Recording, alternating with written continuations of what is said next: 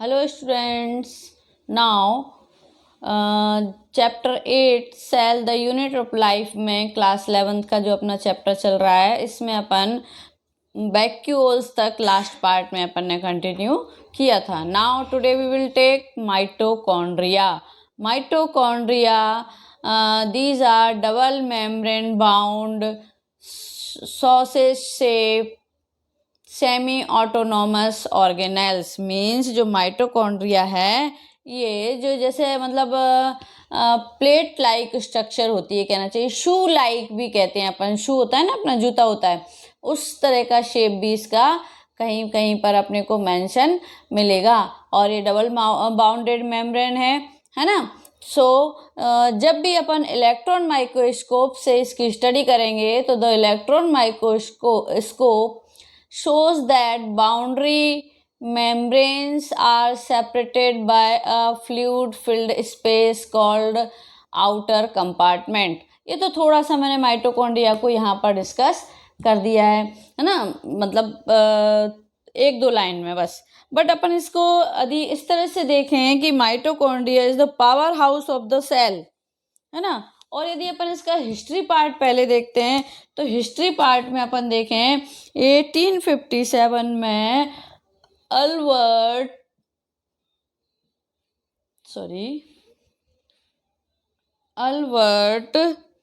वोन जो थे, उन्होंने क्या किया था, इन्होंने इसको power house of the cell कहा था।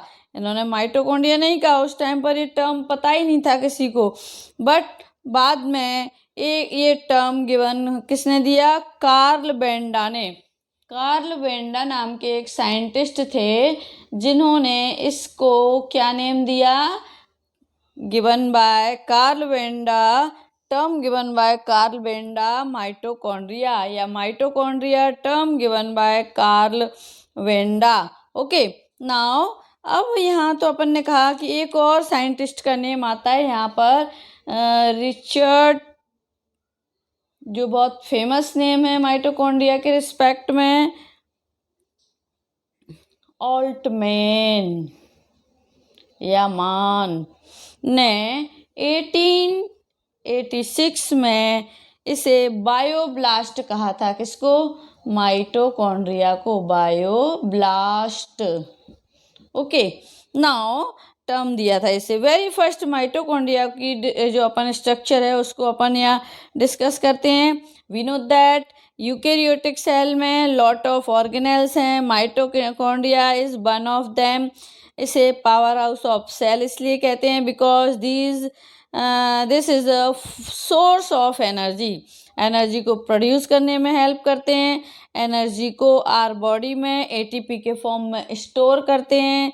जूनियर क्लासेस से अपन ये सब स्टडी करते हुए आ रहे हैं, 9th में भी अपन ने इसको डिटेल में पढ़ाई है। I think generally every cells में ओनली 1 माइटोकॉन्ड्रिया प्रेजेंट होता है, बट ये नंबर वेरी भी कर सकता है ना, सेल टू सेल या organism to organisms. For example insect में अपन देखें तो माइटोकॉन्ड्रिया का नंबर कितना होता है, 5 लाख पर सेल होता है, पर सेल 5 लाख।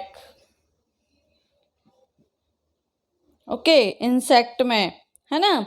तो नंबर ऑफ माइटोकॉन्ड्रिया यहाँ पर वेरी कर सकते हैं, मीन्स ये डिपेंड करते हैं कि किस सेल में एनर्जी की डिमांड कितनी है, उसके बेस पर वहाँ पर जो है माइटोकॉन्ड्रिया का नंबर डिपेंड करता है। ठीक है ना। ये शू शेप्ड होते हैं मैंने कहा आपको, और माइटोकॉन्ड्रिया की जो विड्थ होती है वो 1 mu metre to 4 mu metre होती है। ठीक है ना। और इसकी जो है विड्थ तो अपन ने पढ़ ली, लेंथ इसकी लेंथ तो 1 मीटर टू 4 म्यू मीटर तक हो सकती है। और विड्थ देखें अपन, यहाँ लेंथ लिख लेते हैं, और विड्थ देखें तो विड्थ होती है समथिंग 0.4 म्यू मीटर से 1 तक हो सकती है। ठीक है ना। तो इस तरह से अपन ने यहाँ पर थोड़ा सा जो उसका आउटर स्ट्रक्चर है या उसकी जो है अपने को जो दिखता है उस हिसाब से अपन ने यहाँ पर ले लिया। शेप इसका कैसा होता है माइटोकॉन्ड्रिया का? मैंने कहा शू शेप्ड होते हैं, सॉसेज शेप्ड भी हो सकते हैं, है ना।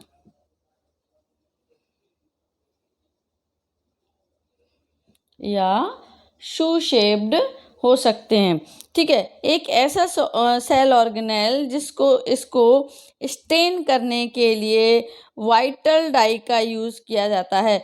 वाइटल डाई मीन्स केमिकल का यूज़ किया जाता है विच इज़ कॉल्ड जेनस।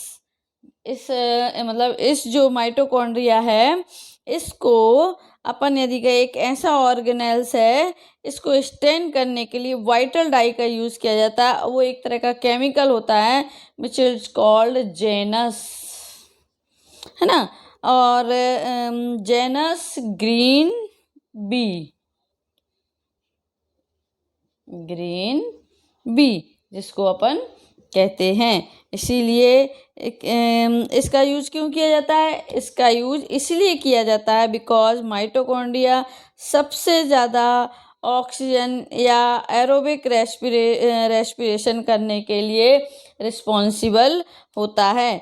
सो जितनी ज़्यादा अमाउंट में O2 रिलीज हो रही है ना, उतना ही इजीली ये ऑक्सीडाइज्ड भी हो जाएगा। It will give blue colour, means जब भी ऑक्सीडाइज होगा ये ब्लू कलर देगा। तो ये हुआ अपना basic features. Now mitochondria have two membrane. अपने को मालूम है, यदि अपन यहाँ माइटोकॉन्ड्रिया का डायग्राम में ड्रॉ करते हैं, यहाँ पर ड्रॉ कर लेते हैं अपन थोड़ा सा माइटोकॉन्ड्रिया का डायग्राम। यदि मैं यहाँ बनाती हूँ, कैसा होता है ये? सबसे पहले तो शू शेप्ड होता है, ठीक है भाई, शू शेप्ड होता है तो अपन ने शू शेप्ड बना लिया इसको इस तरह से, ये हो गया शू शेप्ड। अब ये शू शेप्ड होता है तो यहाँ से अपन ने इसमें 2 मेम्ब्रेन्स प्रेजेंट होती हैं, है ना। Two outer membrane act as a protective layer and inner membrane में इन फोल्डिंग्स आ जाते हैं। अब अपन यहाँ पर इनर मेम्ब्रेन देखें ना, तो इसकी इनर मेम्ब्रेन में क्या आ जाते हैं? ऐसे इस तरह से फोल्डिंग आ जाते हैं पूरी मेम्ब्रेन पर।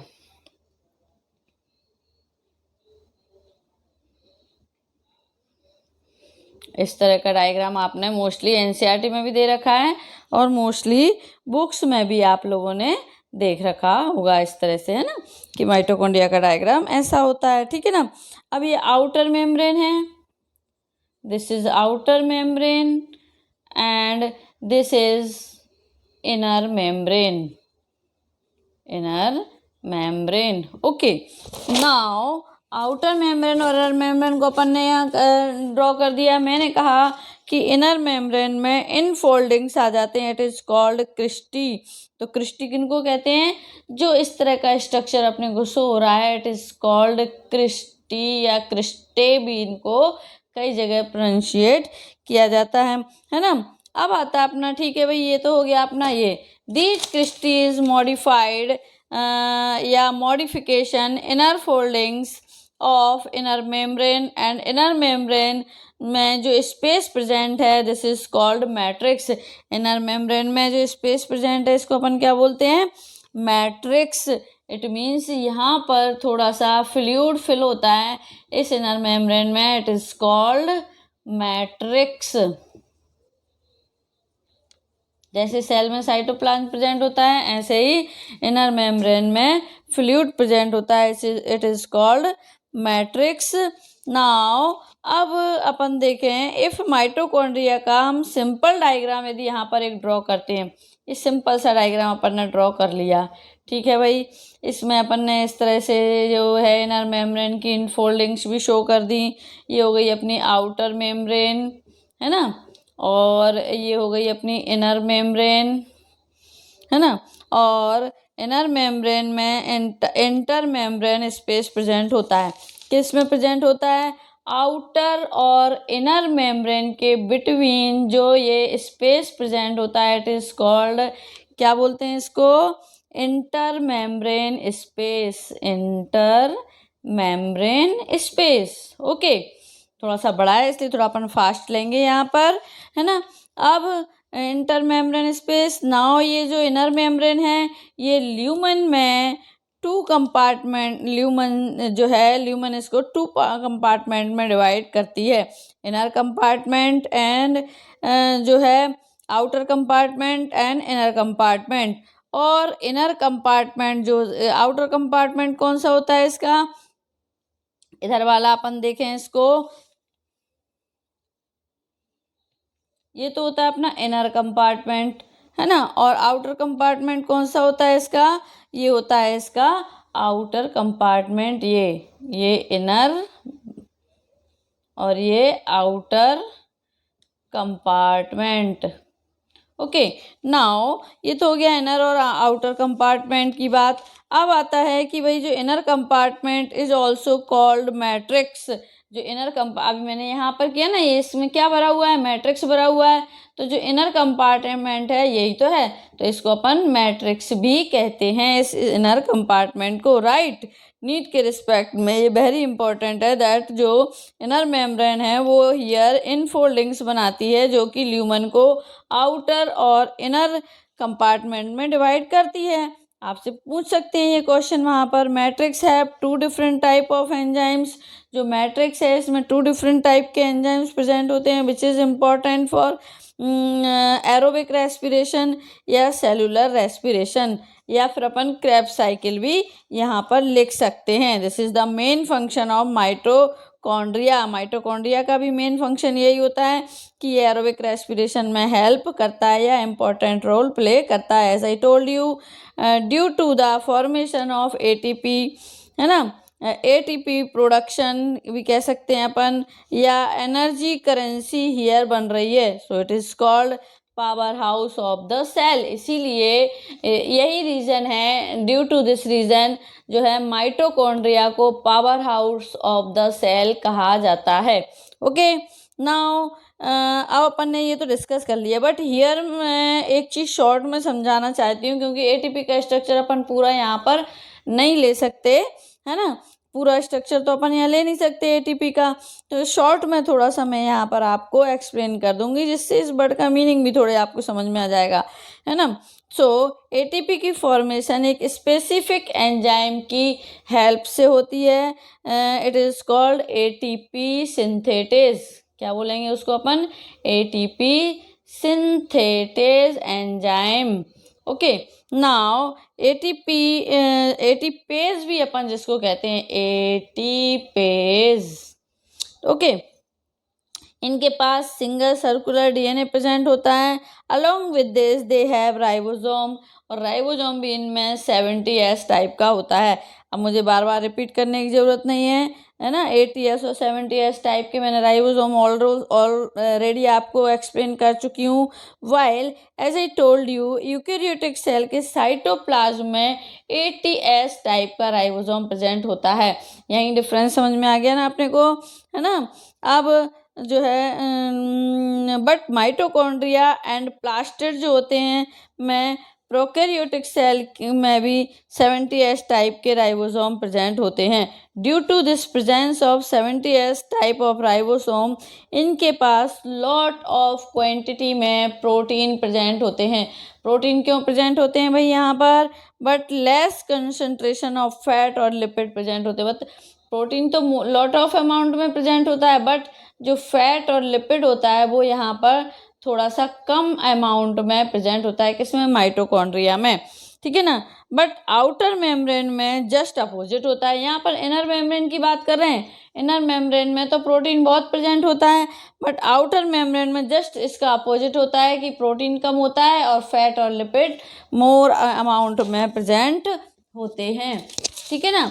अब अपन ने यहाँ पर लिया एक दूसरा, भाई चलो ये तो बात हो गई अपनी, है ना, means less protein and more amount में फैट्स और लिपिड्स प्रेजेंट हैं आउटर मेम्ब्रेन में, ठीक है। रिमेंबर इट, माइटोकॉन्ड्रिया में डिवीजन किसके थ्रू होता है, बाइनरी फिजन के थ्रू होता है ना। अपन ने जो है रिप्रोडक्शन के डिफरेंट टाइप ऑफ मेथड्स पढ़े हैं, सेक्सुअल, सेक्सुअल, जिसमें से एसेक्सुअल का एक बाइनरी फिजन टाइप है, और माइटोकॉन्ड्रिया उसी के थ्रू जो है बाइनरी फिजन के थ्रू ही क्या करता है, जो है डिवीज़न करता है। नाउ इसे पावर हाउस क्यों कहते हैं, थोड़ा बहुत तो क्लियर हो ही गया होगा।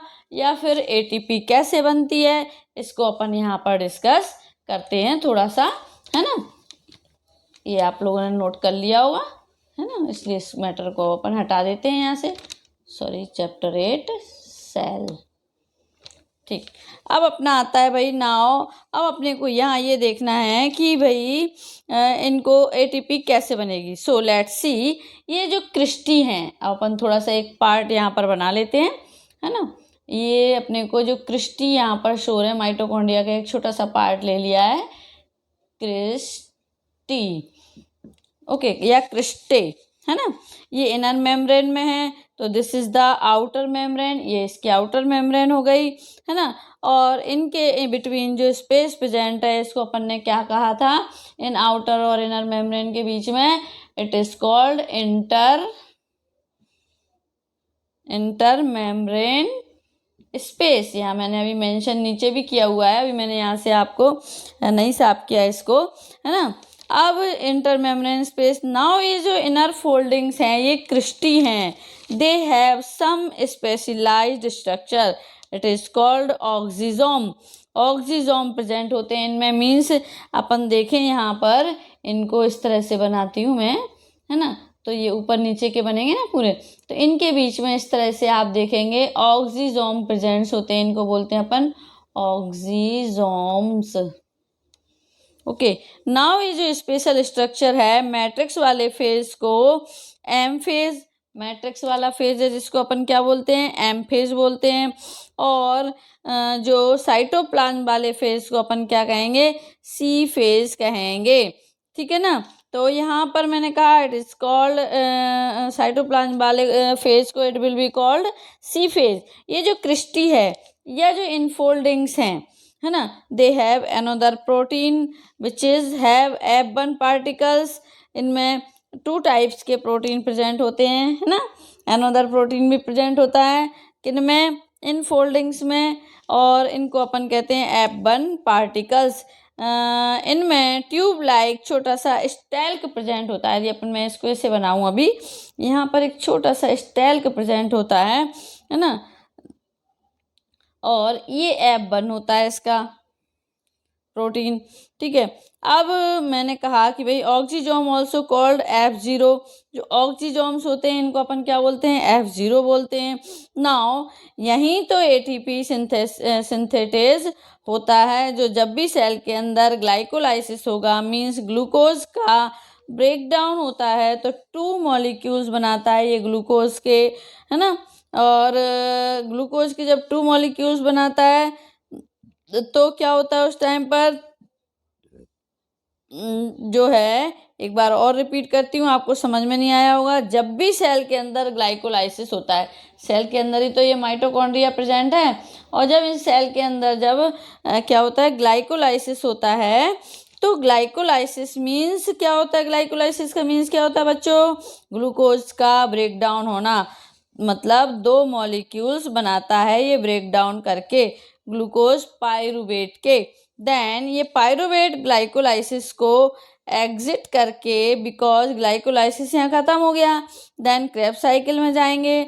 आफ्टर दैट ये NADH बने थे, है ना। यहाँ पर अपन थोड़ा सा फ्लो चार्ट ले लेंगे ना, आपको जल्दी समझ में आएगा। ये तो ग्लाइकोलाइसिस है ना, ग्लाइकोलाइसिस हुआ तो यहाँ क्या हो गया, साइटोप्लाज्म में हो रहा है ये, ठीक है, साइटोप्लाज्म में हुआ तो 2 पाइरूवेट के यहाँ पर मॉलिक्यूल्स बन जाएंगे, ठीक है। अब ये फिर आ जाता है किसमें, माइटोकॉन्ड्रिया में। ये साइटोप्लाज्म हो रहा है, मतलब सेल के अंदर हो रहा है, ये माइटोकॉन्ड्रिया में आ गए अपन। अब माइटोकॉन्ड्रिया में क्या होता है, यहाँ पर इधर लिखेंगे साइड में अपन माइटोकॉन्ड्रिया, क्योंकि स्टेप तो अपने को यहाँ दूसरे लिखना है, तो यहाँ चलेगा क्रेब्स साइकिल। अब और जो क्रेब्स साइकिल चलेगी, उस क्रेब्स साइकिल में क्या होगा, ये जो NADH है, NADH प्लस है, यहाँ तक अपन आ जाएंगे। अब इसको यहीं पर स्टॉप कर देते हैं, पहले इससे समझते हैं अपन। मैंने कहा कि भाई ग्लाइकोलाइसिस यहाँ पर ख़त्म हो गया, सेल में ही ख़त्म हो गया, 2 पाइरूवेट के वो बन गए मॉलिक्यूल्स। देन क्रेब्स साइकिल में आ गए अपन। क्रेब्स साइकिल किस में हो रही है, माइटोकॉन्ड्रिया में हो रही है ना। आफ्टर दैट जो NADH बने थे अपने, ये NADH बने थे, उन सभी को माइटोकॉन्ड्रिया में ही आगे ATP की सिंथेसिस में यूज़ किया जाता है। So these NADH plus further reduce and H ions इनमें से रिलीज हो जाते हैं, है ना। और जो H आयन रिलीज हुए थे, बिकॉज इनका कंसंट्रेशन वहाँ ज़्यादा होता है, और ज़्यादा होने से क्या होगा, so many times higher concentration to lower concentration molecules की मूवमेंट होती है। This type of movement is called passive transportation, है ना। मैंने आपको बताया था ना, एक्टिव ट्रांसपोर्ट, पैसिव ट्रांसपोर्ट। तो जब हायर टू लोअर होती है उस टाइप के मूवमेंट को अपन, मैंने क्या कहा था, पैसिव ट्रांसपोर्ट। बट इट आदि जो है, इफ लोअर टू हायर होती है जो कंसंट्रेशन मूवमेंट हो रही है, so it will be called active transport. ये तो हो गया पैसिव ट्रांसपोर्ट, है ना, it will be called passive. और लोअर टू हायर होगी तो it will be called active transport. और एक्टिव ट्रांसपोर्ट हो रहा है, इसके लिए एटीपी की नीड होती है। अब क्या होगा, ये जितने भी पेयर्स ऑफ प्रोटॉन्स हैं, एच आयंस हैं, मीन्स हियर प्रेजेंट हैं, जहाँ एटीपी सिंथेटेज प्रेजेंट है। एटीपी सिंथेटेज प्रेजेंट है ना, अपन ने इस तरह से बनाया, इसमें ये एटीपी सिंथेटेज प्रेजेंट होते हैं। एटीपी ये इस तरह से, ठीक है ना। तो ये जो एटीपी सिंथेटेज प्रेजेंट है, बिकॉज वन माइटोकॉन्ड्रियल मेम्ब्रेन में lot of ATP synthetase present होते हैं। बिकॉज क्यों प्रेजेंट होते हैं, मतलब इनका नंबर जो है लैक में भी होता है। अगर अपन देखें तो ये एनर्जी जो है मॉलिक्यूल्स या एटीपी की फॉर्मेशन करवाते हैं। कैसे करवाएंगे, जब पेयर्स ऑफ प्रोटॉन्स यहाँ ट्रांसफर होगा, मीन्स 2H प्लस आयंस वहाँ जाएंगे, they will released some sort of energy, मतलब किसी तरीके की एक एनर्जी जो अपन यहाँ बात कर रहे हैं। एंड उसी एनर्जी में F1 पार्टिकल्स का यूज़ करके क्या होगा, इनऑर्गेनिक फॉस्फेट को एडीपी के साथ, एडीपी ध्यान देना, अब मैंने क्या बोला है, एडिनोसिन डाइफॉस्फेट, एडीपी के साथ कनेक्ट करके क्या करता है, कनेक्ट करके एज अ रिजल्ट एटीपी की फॉर्मेशन हो जाती है। ठीक है ना। जब आप लोग रेस्पिरेशन पढ़ेंगे ना अभी प्लांट में, तो ये सब चीज़ें क्लियर हो जाएंगी कैसे होता है। अब पता चलता है कि बिकॉज इसके अंदर एटीपी की फॉर्मेशन हो रही थी। कैसे, हियर एक अपन ने ये मेम्ब्रेन बनाई, ये हटा देती हूँ यहाँ से थोड़ा सा, है ना। ये है अपना, समझ लीजिए कि हियर एक सिस्टम प्रेजेंट है, it is called electron transport system. ये भी अपन पढ़ेंगे उसमें, इलेक्ट्रॉन ट्रांसपोर्ट सिस्टम, है ना। और इलेक्ट्रॉन ट्रांसपोर्ट सिस्टम, यही सिस्टम रिस्पॉन्सिबल है इलेक्ट्रॉन्स की फर्दर मूवमेंट के लिए, है ना, according to concentration gradient. Electron as well as protons movement करेंगे यहाँ पर, है ना। और फाइनली कॉम्प्लेक्स फिफ्थ के पास जाएंगे ये, और कॉम्प्लेक्स फिफ्थ के पास जाएंगे तो क्या होगा, कॉम्प्लेक्स फिफ्थ के पास जाते ही इलेक्ट्रॉन ट्रांसपोर्ट सिस्टम मीन्स जो एटीपी सिंथेटेज है उसे ही अपन क्या कहते हैं, कॉम्प्लेक्स फिफ्थ कहते हैं। मतलब एटीपी सिंथेटेज जो प्रेजेंट है ना जहाँ पर इलेक्ट्रॉन ट्रांसपोर्ट सिस्टम के पास, उस मीन्स उसको ही अपन यहाँ पर कॉम्प्लेक्स फिफ्थ कहते हैं, जो कि हाइड्रोजन आयंस या प्रोटॉन्स से मिलने वाली, हाइड्रोजन आयंस या प्रोटॉन्स से, जो प्रोटॉन्स होते हैं इनसे मिलने वाली एनर्जी को यूज़ करके एंड इनऑर्गेनिक फॉस्फेट को एडीपी के साथ कनेक्ट करके और क्या करेंगे, एनर्जी करेंसी मीन्स एटीपी की फॉर्मेशन करेंगे। और एटीपी की फॉर्मेशन हो जाएगी, right. Mitochondria is also known as semi autonomous organelle. Why, क्यों कहा मैंने कि माइटोकॉन्ड्रिया को अपन semi autonomous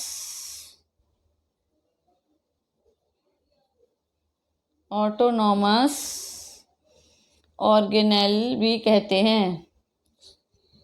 semi autonomous organelle क्यों कहते हैं इसको, why, we know that genetic material या डीएनए, जेनेटिक मटेरियल या जो डीएनए अपनी बॉडी में प्रेजेंट होता है, सो अपन ने देखा जो न्यूक्लियस में प्रेजेंट होता है, बहुत अच्छे से मालूम है अपने को, है ना। Because mitochondria has its own single cellular या सिंगल सर्कुलर डीएनए, मतलब माइटोकॉन्ड्रिया के पास खुद का सिंगल सर्कुलर डीएनए प्रेजेंट होता है, ठीक है, as well as 70s ribosome present होता है। It is called semi autonomous organelles, मतलब इसके पास खुद का डीएनए प्रेजेंट है, राइबोसोम प्रेजेंट है, इसीलिए इसको किसी की ज़रूरत नहीं है। कंट्रीब्यूशन को देखें तो ऑलवेज रिमेंबर रखना है इस चीज़ को बच्चों कि जब भी माइटोकॉन्ड्रिया जो है मेल और फीमेल गैमेट्स जो है फ्यूज्ड होते हैं, मेल एंड फीमेल गैमेट्स जब भी फ्यूज्ड होते हैं तो क्या करना है, वहाँ पर एग के साइटोप्लाज्म में ऑल ऑर्गेनेल्स प्रेजेंट होते हैं। स्पर्म का मैंने आपको बताया ना कि भाई अपने को मालूम है, जैसे ये है, ठीक है। अब ये जो माइटोकॉन्ड्रिया है यहाँ पर, ठीक है, और ये यहाँ पर अपन देख रहे हैं न्यूक्लियस है, ये एग है समझ लीजिए। अब यहाँ पर कोई भी स्पर्म आ रहा है, ये स्पर्म आके इससे अटैच हो गया, तो स्पर्म में से निकल कर जाएगा क्या, एग के साइटोप्लाज्म में तो ऑल ऑर्गेनेल्स प्रेजेंट है, बिकॉज एग भी यहाँ पर एक सेल की तरह काम कर रहा है ना। तो स्पर्म का ओनली न्यूक्लियस इसके अंदर से निकल कर यहाँ जाएगा, और न्यूक्लियस अकेला निकल कर जाएगा, इट मीन्स जेनेटिक मटेरियल अकेला ही इसके अंदर जाएगा, इसका कवर बाहर ही रह जाता है, ठीक है ना बच्चों, समझ में आ रहा है ना। तो क्या होता है, which is fused with egg nucleus, ये एग के न्यूक्लियस के साथ फ्यूज हो जाता है इसका न्यूक्लियस यहाँ आकर, बट नरिशमेंट तो एग का साइटोप्लाज्म ही प्रोवाइड कर रहा है अब इसको, क्योंकि ये इसके अंदर आ गया। अब जब ये इसके अंदर आ गया है और ये जो माइटोकॉन्ड्रिया प्रेजेंट है उसका भी अपना डीएनए प्रेजेंट है, आप समझ में आया ना मैंने यहाँ माइटोकॉन्ड्रिया क्यों बनाया, ये जो माइटोकॉन्ड्रिया प्रेजेंट है इसका भी अपना डीएनए यहाँ प्रेजेंट है। हमने कहा ना डीएनए इसका अपना, माइटोकॉन्ड्रिया का अपना खुद का डीएनए होता है जो कि सिंगल सर्कुलर होता है, ठीक है ना।